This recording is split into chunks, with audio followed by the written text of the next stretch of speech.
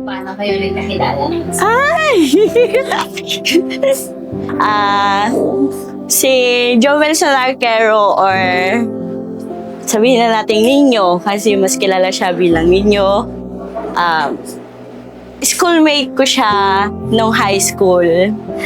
Then, first year high school, umpisa na siyang nagparamdam. Tapos, ayun, ano siya ng feelings niya.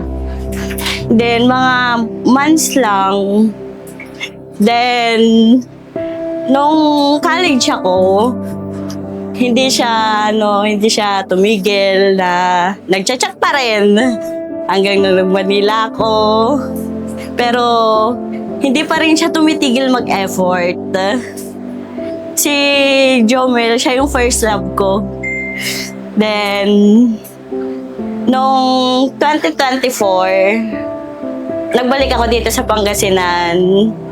Then, pero naliligaw pa rin siya kahit na nasa Manila ako. Mga 1 year din siguro siya nagligaw. 1 year din. Nakita ko or naramdaman ko naman yung mga effort niya na pinaparamdam niya sa akin. And then September 29, 2024, sinagot ko siya. Then, sabi niya, ayaw niya na daw akong pakawalan. So, nag-decide siya na nag-propose.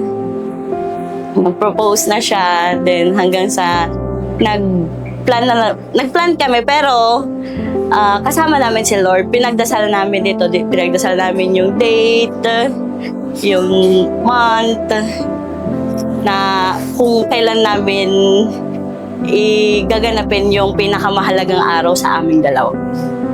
Then, ito po yung binigay sa amin ni Lord na right time.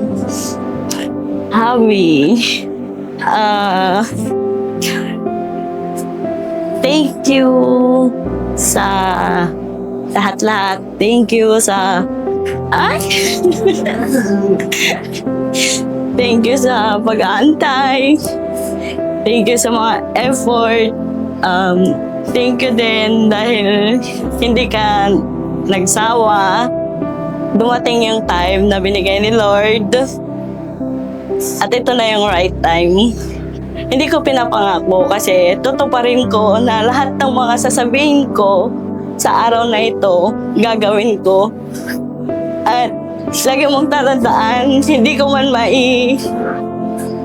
maipakita sa'yo pero pinaparamdam ko naman yun sa'yo. Alam mo yun na mahal kita.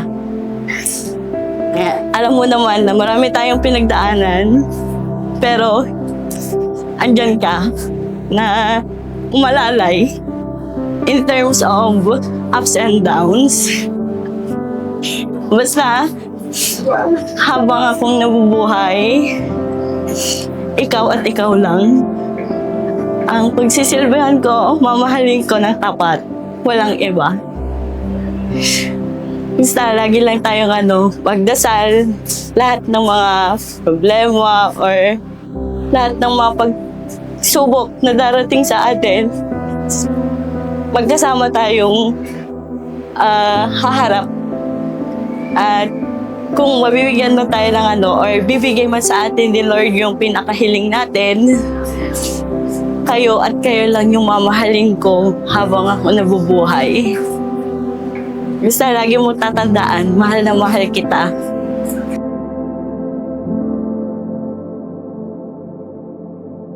Aking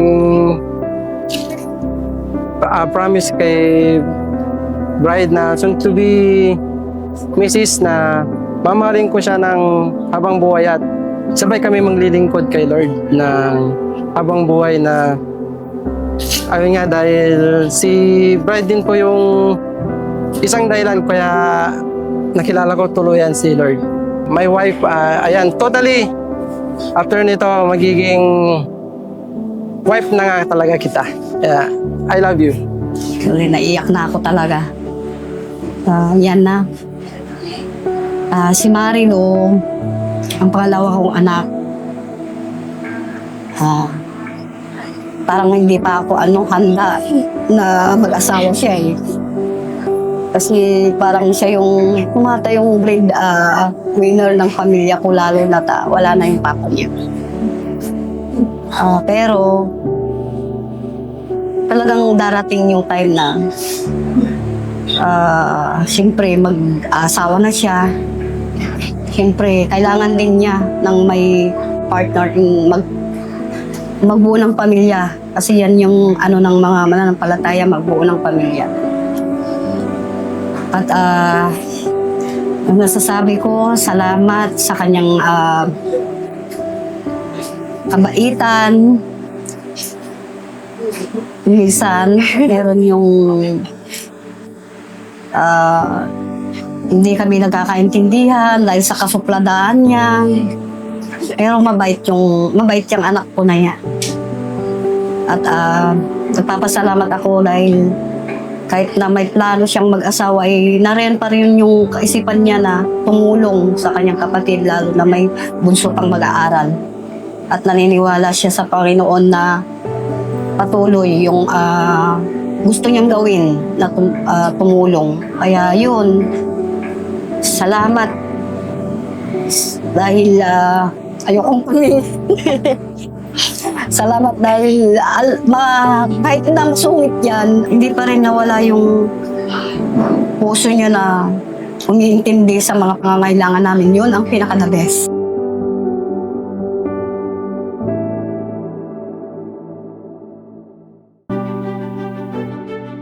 Mga minamahal na kapatid at mga kaibigan, tayo ay nakatipon ngayon sa harapan ng ating Diyos at ng kapulungan ito upang saksihan at ipagdiwang ang isang dibdib ni Brother Jomilson Arquero at Sister Marilo Calonge sa isang banal at kristyanong kasalan.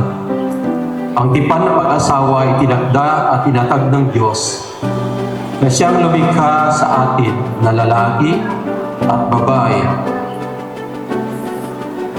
Ang sinamang nagnanais na pumasok sa tipan ito ay dapat mag-isip ng mabuti, ng may paggalang, kahinahunan at takot sa Diyos.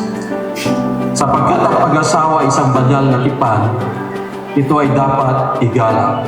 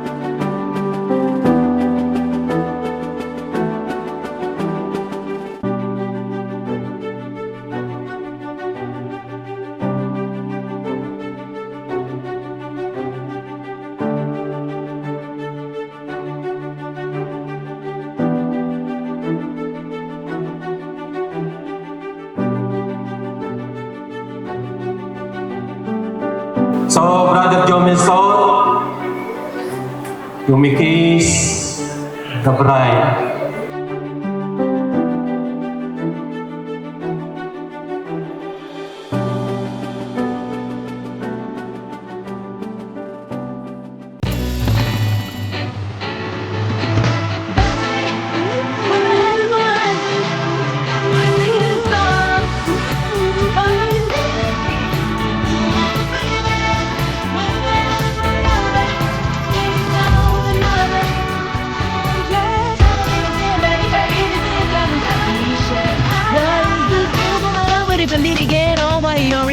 My patience. I only see you taking time another woman that ain't me while I bury from applications.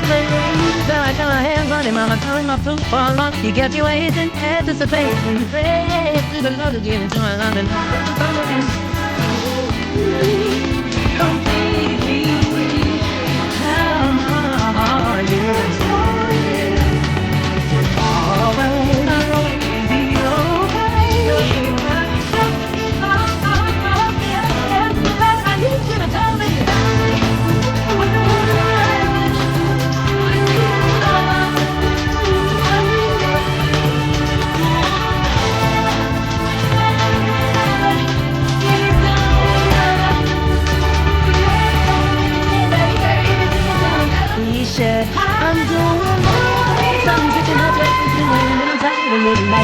Imagine how the game is gonna be so big. If you wanna be free, it's a hard one. I'm gonna come on,